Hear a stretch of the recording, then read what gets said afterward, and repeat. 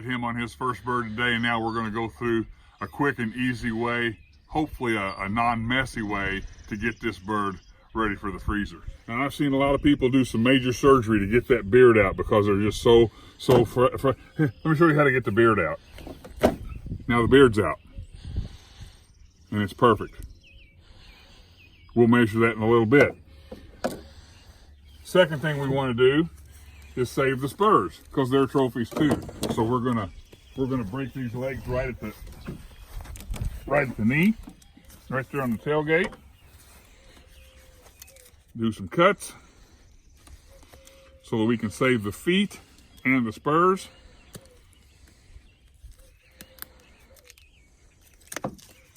That one's off. Do another reverse snap.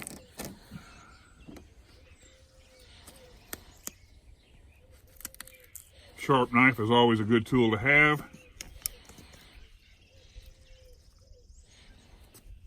Second spur and foot is off. That goes in the trophy pile. Daniel also wants to preserve the fan from his first gobbler. So we're going to get as many of the under feathers as we can. We're going to grab the fan way up tight, and we're going to cut down to the meat at the base of the fan. Once that's broke off, one simple cut, and a beautiful, beautiful fan for Dan's first bird. Now, obviously, Dan's going to want to preserve some more of these feathers, but we're going to let him do that after we put the meat in the bag. We're going to skin this bird. We're going to give him 2 breast fillets, and then we're going to skin the running gear. And we're going to start by making an incision way down here so that we can begin the skinning process by simply running our knife right under the skin all the way up.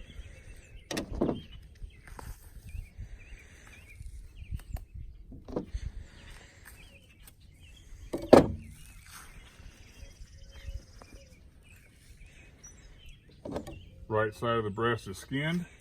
The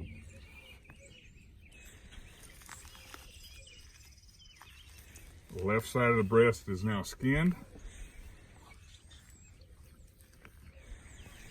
While we're in the skinning process, I'm going to go ahead, skin the legs the exact same way. Just making an underneath the skin cut all the way down. Doesn't matter if you cut that meat, because these legs and thighs are going in the crock pot with some noodles or dumplings.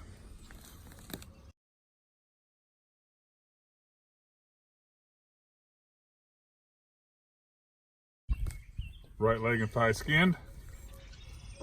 We'll repeat the process on the other side.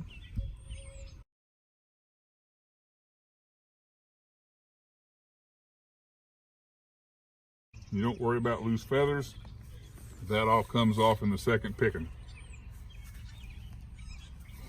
Now, another method for people who are not going to fry their turkeys, which by the way is the only way, in my opinion, to prepare a wild turkey, they will pluck them. They will pluck them to leave the skin on, and they will do that so that they can imitate a tame turkey that you would buy at the store to end up with it in the oven. My opinion, the worst thing you can do with the gift of God of a wild turkey is to waste it by putting it in the oven. There is no white meat on a wild turkey. The reason for that is they fly. Tame turkeys never fly. There is no vascularity in a tame turkey's breast muscle.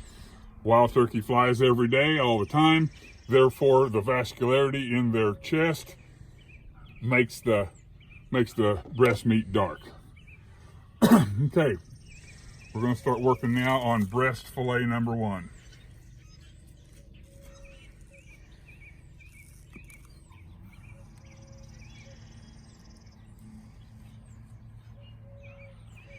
Coming right down along the breastbone.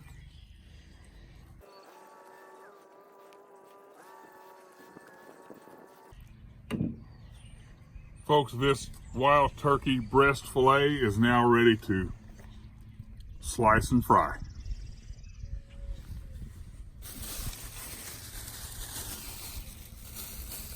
A lot of the meat that I like to get, you can't see until the breast itself is off.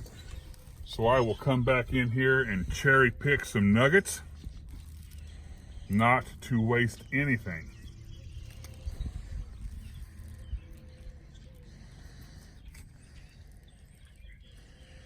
Look at that turkey breast steak we just salvaged once the main breast is off.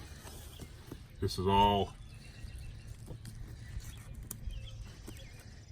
edible meat here. A lot of people will take and just cook the carcass in boiling water and just make a soup out of the carcass itself.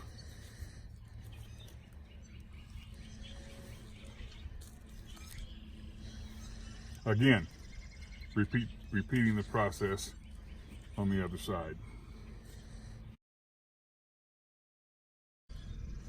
If the good Lord made anything better, he'd have kept it for himself.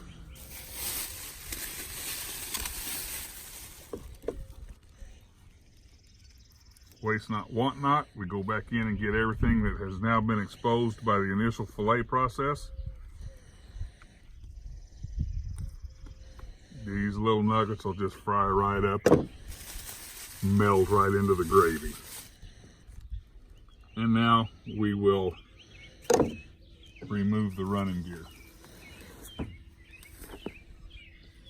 And that is going to be cuts at the hip joint.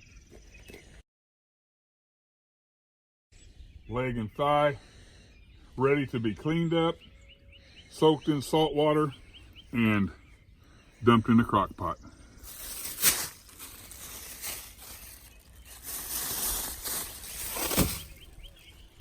Once again, as I've said before, repeat the process on the reverse side.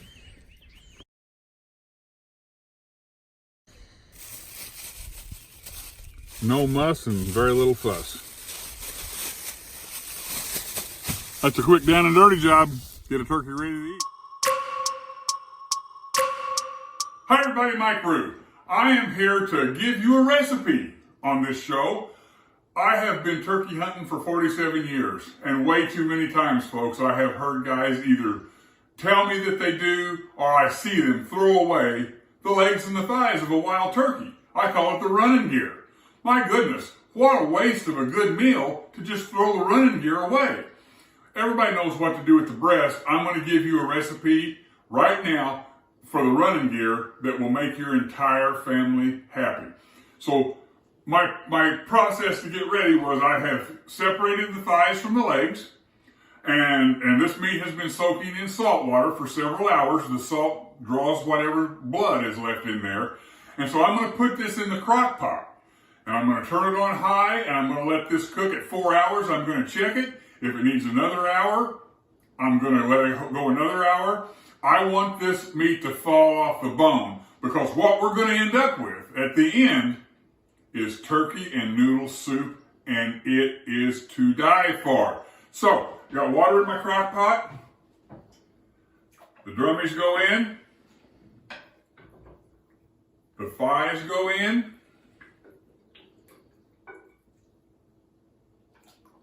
I'm going to give this just a touch of salt, because all of our good seasonings will go in when we're actually making the soup part of it. Again, I'm going to cook this for 4 or 5 hours, check it, and then get the meat off the bone and start the soup making process.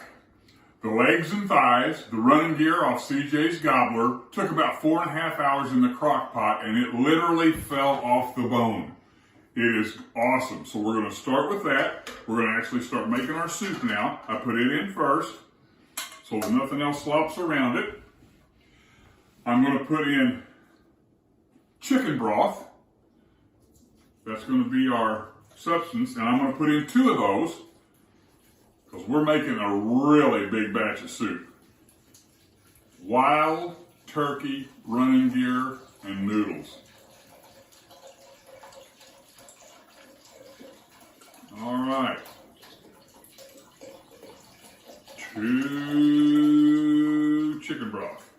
Now, The way we like to season our soup is with a chicken flavored soup base. And I use a good heaping tablespoon of that. A lot of people in their turkey noodle soup use egg noodles or homemade noodles. Since having a wild turkey soup is a little unusual, I like bow tie pasta. So my noodles in my turkey running gear soup is bow tie pasta, and I also add some chopped celery. We're going to mix that up real good. I'm going to put this on the stove. I'm going to bring it to a good healthy boil. Then I'm going to back it off, let it simmer for about an hour, and when we have the finished product, we'll come back and show you. There it is, folks. Wild turkey running gear and bow ties. Some of the best turkey noodle soup you can ever imagine. I can't wait to dive into this. Congratulations to Michael and Kerma for winning our Blackstone Griddle giveaway. We really appreciate the support of all of our subscribers. And if you haven't subscribed already, be sure to hit that subscribe button and follow us on Facebook to see more content.